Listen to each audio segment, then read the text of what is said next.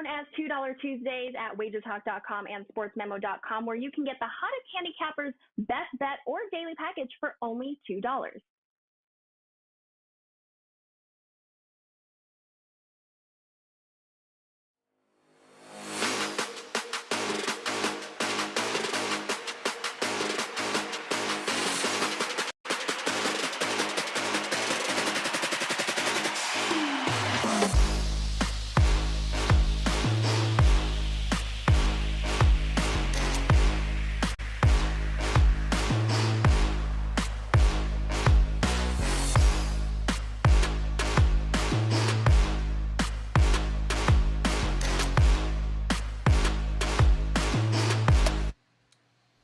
Hey guys, welcome in on a very happy, what the hell is today? I think it's Wednesday, Hurricane Wednesday for us in the Southern Hemisphere. Want to thank you guys for hanging out with us here. The College Basketball Tip-Off Show, powered by wagertalk.com, and college hoops. It's on our mind as we've got plenty of it here. It's been an interesting last couple of days here as we kicked off college basketball the right way just a couple of days ago. And we got a few games that we want to break down here tonight for you, and we're going to do it with three of the best as we welcome back in the crew. Here he is, Adam Trigger, suitcase and all, on his way to making the rounds in college basketball this year. You got to love it there, Adam Trigger. Drew Martin in the house, as well as Tony Mejia. Ready to roll here, gentlemen, on what is going to be, shall we say, a very profitable college basketball season. Trig, tell us about your trip and your plans and what you got going on at wagertalk.com. Yeah, so I'm going to hit as many. I'm just going to go around to different games, hit as many as I can. I'd love to get to them all. Joe, I think there's like 360 Division I teams now, so it's going to take me a few years, maybe, a lot of years, but, I'd like to get to as many as possible. I'll be out in Las Vegas for anyone that's around this week. I'm going to go to UNLV Dayton on Tuesday, and then I'm going up to Provo, Utah on Wednesday. I'm going to see BYU, Missouri State. So if you're in any of those municipalities, let me know. I headed out to the Canisius Youngstown State game on Monday. I'll tell you guys, and I'm sure Drew and Tony are already aware of this, but Youngstown State is good. That team, and I think they're on. I think they play tonight. They're a really good team. Was really impressed with what I saw out of them. But yeah, we're going to be, I don't have anything up for tonight. I will preach selectivity early in the college hoop season. I think it's really, really tough to figure out these teams until you see them play a few times. There's so many moving parts. So no college, no best bet for me tonight. A couple of games I do like a lot. Tomorrow, I did put a 5% NFL up, and NFL has been great this season.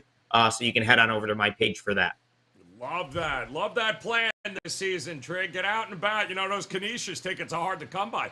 Drew Martin, what's going on? Hope you didn't overpay, Drew. What's going on, my man? You ready for college basketball? I know you are. You're ready to roll. What do you got at wagertalk.com for us? Oh, bring it on, Joe. Always good to be on with you, buddy. And, up at the website, I got a 4% Maction play tonight, one I really like, on a little 5-0 mini heater on the gridiron and getting ready for college basketball, just kind of soak in, get as much information as possible. I usually start out a little bit slow, so going to give out everything for tonight here on the show. And it looks like Trig's Youngstown State taking a little money, opened 8 up to as high as 9 now. So, might be onto something there with Youngstown State, guys. Yeah, they knew he's in the stands, man. That's the problem. They're like, damn, this dude's going to move all our lines. But it should be an awful lot of fun, especially with these mid-major schools here this year and the transfer portal. And you know that, Tony Mejia. How did it go last night for you? And more importantly, what do you got here tonight for us? We hit our top play in the Maction, and 2-1 in college basketball. So ultimately, it was a 3-2 day because I missed one other thing. And then today's been a soccer day, and we've got some action up. Like I said, we'll have some basketball plays up. The Magic are starting early, kind of bracing for a hurricane here in Orlando, as you are. Hopefully, a baby that doesn't really do much damage. So busy. Yeah, nothing like spending November and having a hurricane No come doubt, right? right up my ass as it's coming through my backyard. Good stuff. All right, guys. Before Nicole comes by, why don't we go ahead and talk about one of the games here on tap tonight? And let's face it, one of the better and anticipating better seasons for this mid-major, Wright State, taking on Davidson, laying 4 here early on, 152 as a total, 7 o'clock Eastern time here. And Wright State, I mean, listen, they may have returned one of the best rosters in the country here as they got a whole bunch of scorers back. Davidson, well, we know they can handle their own. So what do you think here, Trig? Davidson, Wright State, who are you looking at in this one? So, I think the point to be made here is that Wright State does return a lot, despite the fact that Tanner Holden and Grant Basile are gone. So that's 20.1 and 18.4 points per game out of those two that are no longer on this Wright State team. But with that being said, they do bring back pretty much everyone else.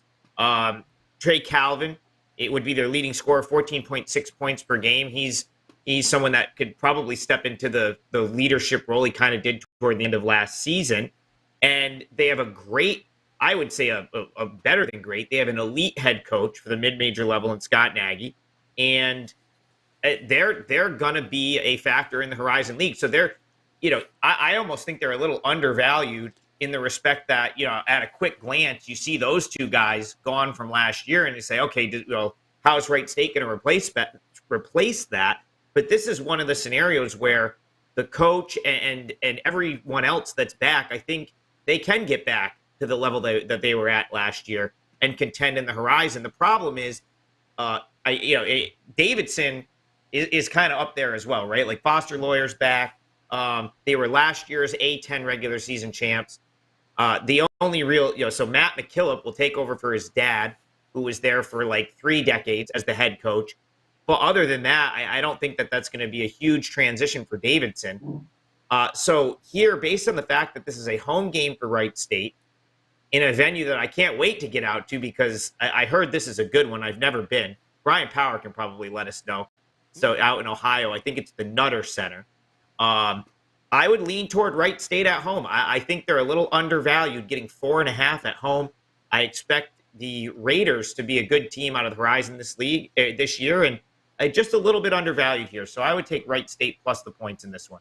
All right, back in Wright State and the points here, and would lead one to believe we're going to get a lot of them, Drew, in this one. That total, what we say, 155 or so in it. How do you think this game goes down here tonight?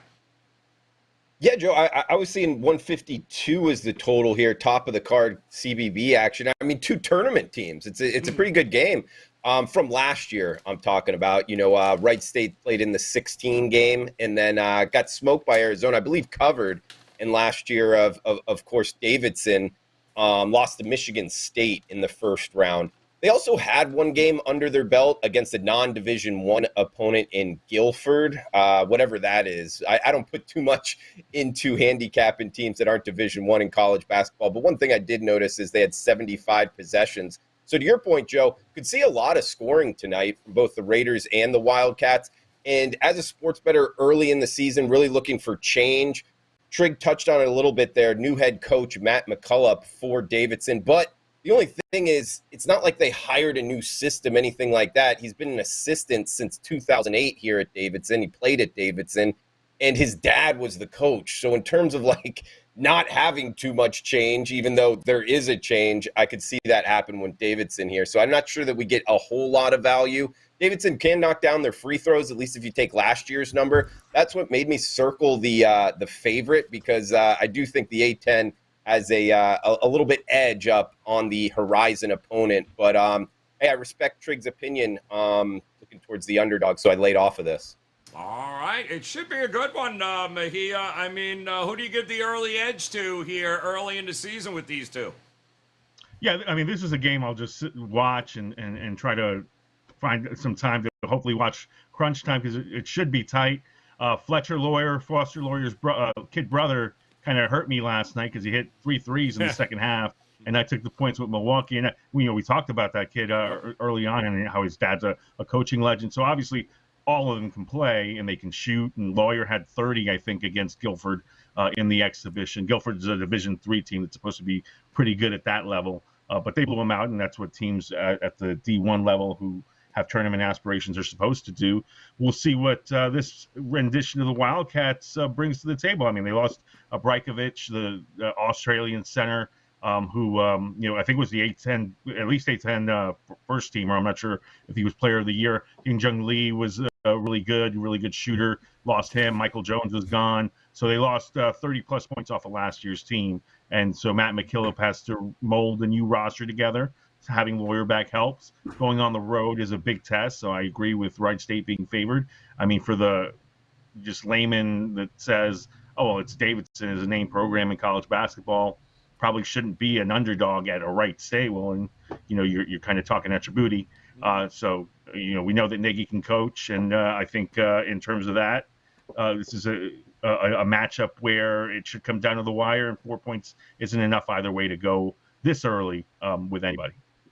Yeah, it should be a fun one, guys, and make sure you're checking it out here, too. Davidson taking on Wright State. Certainly will be opportunities to profit on both these teams this year. We'll move on to a matchup of two very interesting teams here with Monmouth, the Hawks, taking on Seton Hall. We're talking about a Hawks team that went 21-13 last year, but they are in a whole new conference now, I believe, the CAA, and you've got a new-look Seton Hall team. With a brand-new coach that might sound familiar if you followed St. Peter's Trig last year. Coach Holloway now taking over the reins here at Seton Hall. They, too, got a whole lot of new-look kids in there. Those scorers that we learned last year, not there anymore. So both of these teams making some adjustments. What do you think we get tonight? Man, Joe, it's really hard to tell. First of all, Shaheen Holloway, he knows Monmouth because he faced him in the MAC twice a year for the last few years. And actually, Monmouth really struggled with those St. Peter's teams. If you go back and look, the teams because Monmouth was, for the past few years, had been rated at the top of the conference. St. Peter's only really last year kind of came out of nowhere, but Monmouth always struggled with them. My problem with Seton Hall here is they're obviously learning Holloway's system, which is, it's going to be defensive oriented, and I wonder how much time it sort of takes to get, to get his sort of way implemented. But Monmouth, this really feels like a throwaway year for Monmouth in the sense that they moved to the CAA. They lost almost their entire team from last year in terms of production. And King Rice, he's been there for like 12 years. So I don't think he felt the need to go out and get guys that were going to win this year. I don't think they got anyone out of the transfer portal. I'm fairly certain that it's just the guys that were left from last year who were bench players that are now going to be elevated to starters, and then freshmen. And there's zero expectations because he's in a new league that's a far better league than the MAC. So I think for Monmouth, it's just going to be a complete sort of try to organically build this team. And again, I think they're just going to go out and play with very little expectations, which could work in their favor here. Now, if Holloway's got his team ready to go night one, we might see Monmouth struggle to score because they don't have a ton of scoring back. So I don't really see how I would jump in with this game. I will just say that I don't see Monmouth play. It feels like they have nothing to lose all season, and those teams are typically dangerous. But again, I guess a slight lean toward the points because I'm not ready to lay that number with Seton Hall. But Holloway did well against Monmouth in tenure at St. Peter's, so that's going to be enough to keep me off here. He brought that beast with him, too, from St. Peter's, didn't he? What was it KC? Yeah, KC Defo. That guy's just swatting people on the way into the gym there, Drew. Which I don't know how you get anything done inside in this one. But 135 and a half is a total. What do you think, Drew, in this matchup? Sure, Joe. I mean, that's part of the reason I'm liking the under here. You can get it as high as 135 and a half, and it's my best bet for the show. Not sure if we'll have enough time to get around to it. So A couple reasons why. Trig hit on some of it. Yeah, Kevin Willard, he heads to the Big Ten, likely getting a better paycheck there. And Holloway comes in from St. Peter's. And, of course, both of these two teams have a lot of familiarity here. And the Peacocks made it to the Elite Eight. So taking that good defense here, I could see it coming over to Seton Hall, who already had a very highly ranked defense last year. But a lot of new players. So it's kind of a little bit of a tricky handicap, thinking how much does that actually carry over. But Monmouth did lose to St. Peter's in the conference championship game last year and only scored 54 points. So they have struggled against this type of defense. I think it kind of carries over here. And at 135.5, I don't think we get there. I think it's too tall. So my best bet for the show, Joe, is on the under in this one. All right, perfect, Drew. Love it. Talk to me, Mejia. Where are you going with this game here? Are you two looking at the total side or sitting it out? Sitting it out, another game I want to watch. Obviously, if you're going to do anything, you're going to lay the points because you don't know what Monmouth is bringing to the table. As Trig referenced, it's basically an entirely new team. They've got an Indian 7-footer. I'm interested and intrigued to see. First Indian D1 player ever to sign a scholarship. He played at the NBA Academy, Ahmad Sandhu. So we'll see him out there. I'm sure he's probably pretty raw, but 7-footer from India, so that'll be fun to watch. And he'll be going up against Indepo at some point, so that won't be fun for him. Lots of injuries for Seton Hall. Alexis Yenta, who started his career at South Florida, is out. He's one of 3 guys that they won't have for the foreseeable future. They will have Alamir Dawes, the Clemson transfer, as one of their guards. They've got a couple of other players. Kadari Richmond's back. The Pittsburgh transfer who led them in assists, Fedi Odukali's back is going to play some point. And it's watching Shaheen Holloway play at his alma mater. He went to college the exact years that I went to college, so it's kind of wild to see him now coaching that team. Makes me feel old, but he'll build around Indefo and defense, commitment to defense first, and that's what they've had kind of under Willard, where you shoot the 3 well and you really grind on defense. So Seton Hall won't look too different, but it is neat to see Holloway running the table. And then I saw that him and Indefo went to St. Peter's to see the banner go up the other day. So those 2 bosom buddies, and certainly I think the relationship within that team will start with those 2. All right, well, let's see if we can get one more in. We got to get Drew out of here. So, Drew, I'm going to come to you for a final game here with South Dakota State and Boise State. Boise laying 7, 144.5, 9 o'clock tonight. Where are you leaning in this one?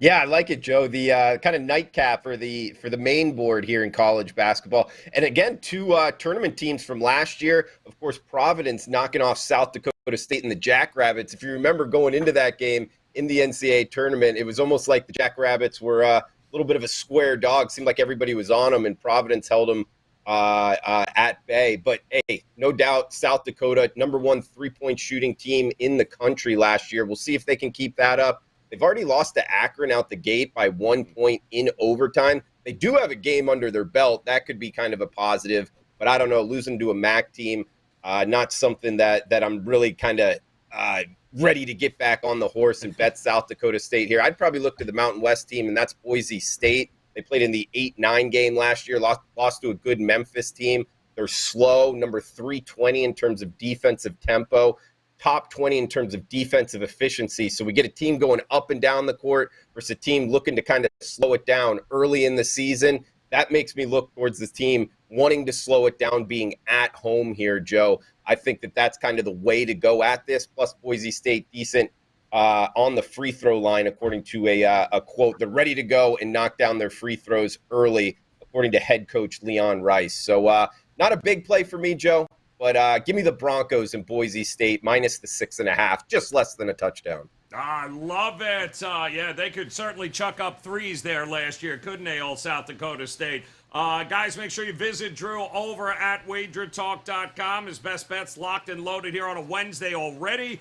College basketball, whether it be college football, NFL, ready to roll, guys. Make sure you visit them over at wagertalk.com. And talk to me here, Trig, with this game. It's intriguing because they were at least one of the top 4 or 5 3-point shooting teams last year. They were tremendous, but they shot 4 or 15 from against Akron. That's not going to get it done if you're South Dakota State. So do they improve against this Boise State defense? So a couple things. First, they did play Akron. That was on the road on Monday, and now they're all the way up in Boise. So that's something I would normally look to fade, but it's the first week of the season. I don't know that like travel is a huge deal in the first week of the season. These kids have been waiting all summer to play, and now they finally get games. I don't think of that kind of travel is a huge deal. I guess the other thing for South Dakota State, Baylor Shireman, Noah Friedel, Douglas Wilson, all gone from last year's teams. That's 16, 16, and 14 across those three. So they lose quite a bit of scoring. But again, I don't know that that's a huge, as big of a deal as it's going to be made into the number because they bring in some really good players. They're freshmen. I think it's Morse, Mors, is supposed to be outstanding. And they have depth from last year. So it's very similar to Wright State in the respect that I wonder if they're getting sort of discounted too much based on the guys they've had leave, because they still have a really good team. Still the odds-on favorite to win the Summit League with this South Dakota State team. They covered that game against Akron, and now I'm looking at this number, and I think it's 7 pretty much everywhere. So, the way I look at that is, well, the only way I could get involved in this game at this point is to take South Dakota State. With that being said, I still think Boise State, they lose some key players, but I still think they're going to be fine. They'll be one of the top 3 teams in the Mountain West, 3 or 4 probably this year. Marcus Shaver's back, 13.3 points per game. And that Boise State is really good. So again, it becomes a scenario where I'm definitely not going to lay the 7 because I think you're laying a premium number. But, the travel, I guess, is a little bit concerning. And just overall, sort of what you're going to get from South Dakota State on the road. So I would lean the points. I think it's a lot, but it's hard to say whether Boise State, can blow past that or not. Another stay away. Lean toward the Jackrabbits. Leaning towards the Jackrabbits. What do you think? Now the game on the road here, South Dakota State. Can they hit enough threes to make them dangerous in this one, Mejia? Well, I mean, that's the key. They led the country in three-point shooting last year, and they lost 2 of their best three-point shooters. So maybe that 4 of 15 isn't an aberration, but a sign of things to come. And, out of the 3 games that we're talking about, I think this is the one that I would choose, to back a Boise State squad. There's a 6 at Caesars, some 6.5s out there, but it is trending towards 7. So if you're going to get in there, get in on this, if you're laying points as quickly as possible. Boise has 10 letter winners back. Heck of a coach in Rice. He's got his kid on the team, Max Rice. Marcus Shaver, the best player on the team. They've got the Mountain West freshman of the year from last year, a transfer as well, Chibuzo Agbo, who they're expecting a lot from. And they did really well in their exhibition already. So those guys have played together. But the key to me is this. All right, not only do you have a team coming into your building that just played an overtime game, you had guys play 39, 35, and 40 minutes out of their key 3 guys. 2 of them were bigs. And then you lost 2 of your best three-point shooters, transferred out. I mean, really talented kid. Schneiderman's going to be a solid piece for Creighton. And you kind of have to replace that against one of the best teams you'll see on your schedule. And the final piece to that, if you're Leon Rice and his staff, you just got to see what plays that these guys are going to run, at least early in the season, to get buckets when they need them, what out-of-bounds plays they're going to in the clutch, because they just played an overtime game that went down to the wire. So all advantages point to Boise. Yeah, Boise's got an edge here tonight, and they're laying it here against the Jackrabbits. Should be an interesting one. All of these games, a little bit to take away from, a little bit to learn as we are underway in the college basketball season. Not a huge card here tonight, about 7-8 games on the board. So we'll go around the horn here quick. And Trig, we'll start with you. Is there a game here you like a little bit more than the rest tonight? Yeah, if I was going to pick one on this slate tonight, I'd go with Wright State plus the points. I forgot to mention this earlier in the show. Wright State, Amani Davis, transfer from Green Bay. He's new to Wright State, but not new to the Horizon League. Of course, Green Bay is in the league. and he was solid for them last year. I think he's going to be a nice pickup for that Wright State team to start to help replace Holden and Basile being out. And again, I'm willing to bet on Wright State head coach, Scott Nagy here, who I just think is a tremendous coach, and I think he has plenty left from last year's team. Trey Calvin being his leading scorer back. Again, I don't mind Davidson. I think they're going to be right in the mix in the A-10 again this year, but not quite the caliber team, in my opinion, that won that league during the regular season last year. So I'll take Wright State, the home dog. They're getting 4.5 points on their home court. I think it's a couple too many, so that'd be where I'd look on the college basketball slate tonight. Wright State, I think it's plus 4.5. Wouldn't be surprised if they won the game. Boom, getting it done. Love it. Talk to me here, Mejia. Where are you looking at here tonight for a best bet? Well, outside of the Boise lead, and I don't know if this will make my card because I have to really research it, it's Bellarmine against Louisville. And I would take the points with the Bellarmine Knights who play in Louisville. And this is going to be a huge opportunity for them to get not only some city bragging rights, but I mean, just the Cards are just rebuilding on the run, essentially, brand new coach, a new system. So the reigning A-Sun champs, but they couldn't go to the tournament because they haven't been in D1 long enough to get a bid, which is a stupid rule, but never mind. NCAA has a lot of stupid rules. But yeah, this team, they lost Dylan Penn to Vermont, one of their top players, but they do bring a lot of guys back. I think eyes will be as wide open as saucers to try to get a win nobody sees coming in Louisville and within city limits. And you're getting 8 points. So go Bellarmine Knights. Go Bellarmine Knights. I'm shocked. Oh, look at this. We got our friends from the Gold Sheet as well. They, too, are looking at an interesting game tonight. How about the Florida Gulf Coast taking on San Diego? And they like the under in this matchup here tonight, guys. Make sure you check out our good friends from the Gold Sheet. They were all over, I believe, Coppin State last night, taking on Georgetown here on the show. That was, they took the 18.5 points. Went to overtime. They were not close for the full upset, but they got plenty of great information on the college basketball season ready to go. Just visit our friends at thegoldsheet.com. And don't know why Trig didn't do it, but he mentioned it, so I'm just going to go Youngstown State, Trig.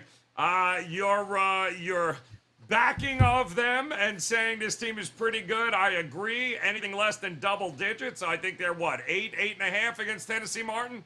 Boom, let's grab it with Youngstown State here tonight. And to recap it all, guys, one more time, including our friend Drew Martin here, who is all over the Monmouth Seton Hall under 135.5. Going to be like watching paint dry in that game for a little while there. Adam Trigger likes Wright State. Take the 4.5 against Davidson here tonight. While Tony Mejia, he's going to go Bellarmine, getting it done. Take the 8 points in that one. And, of course, the Gold Sheet. They, too, like the Florida Gulf Coast San Diego under at 141.5. And if you visit our friends at the Gold Sheet, of course, make sure you head on over to wagertalk.com, where Adam Trigger and Tony Mejia locked and loaded, ready to go for this college basketball season. They've also got college football. NBA is up. Mejia ready to roll. Plenty of opportunities to make it an extremely profitable Wednesday, right before some of us get smashed by this Hurricane Nicole, who's really going to piss us off before it's all said and done. But hey, before then, we've got tickets to cash. And don't you laugh, Trey, because it's on its way to you as well. She is pissed, and she knows where you live, man. She's coming. On behalf of Tony Mejia, I'm going to be on my way to Vegas, so I'm going to be on my way to Vegas. So I don't know. You can come here. Yeah. Flights out of Orlando are at 4 o'clock, so you're lucky you're not here. Exactly. No kidding. On behalf of Drew, Tony, and Adam, guys, we appreciate it. Don't forget, Trig, tell the fine folks, where are you going to be here over the next your trip, man? Where are you going? Oh, man, I got a bunch coming up. I know Tuesday I'll be at the UNLV Dayton game at the Thomas and Mack Center. And I'm trying to drag Wager Talk guys out along the way. So I think Ski and I are going to go to that game. We got Joe D'Amico and his wife. It should be a complete shit show. So come down, and we'll probably find a place to hang out first. So if you're around, just DM me. I answer all the Twitter DMs.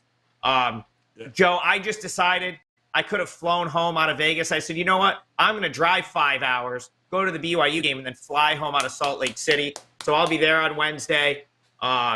Mallory and I are going to go to Syracuse's ACC opener at Notre Dame, and then I think we're going to hit Purdue the next day. Kelly wants me to come to Kansas State, Kansas, and I said, Kel, Kansas State's they're not good this year. Like, they're going to probably lose that game by 40. So maybe I might push that off to next year when Kansas State has like a fighting chance in that game. But yeah, I got to get down to see these guys at some point, and we'll hit some of the Florida schools. So yeah, we'll just see. Just flying by the seat of my pants, Joe. Wherever I can find a game I want to go see, I'm going to go. Love it, man. That's some great stuff right there, guys. And don't forget, he posted a schedule on his Twitter page. Make sure you're tailing him, and make sure you come back, join us again tomorrow. We'll have another round of college basketball games we're breaking down. And until then, on behalf of these guys, we appreciate the time. Best of luck with all your plays tonight, guys. We'll talk to you again tomorrow. Good luck.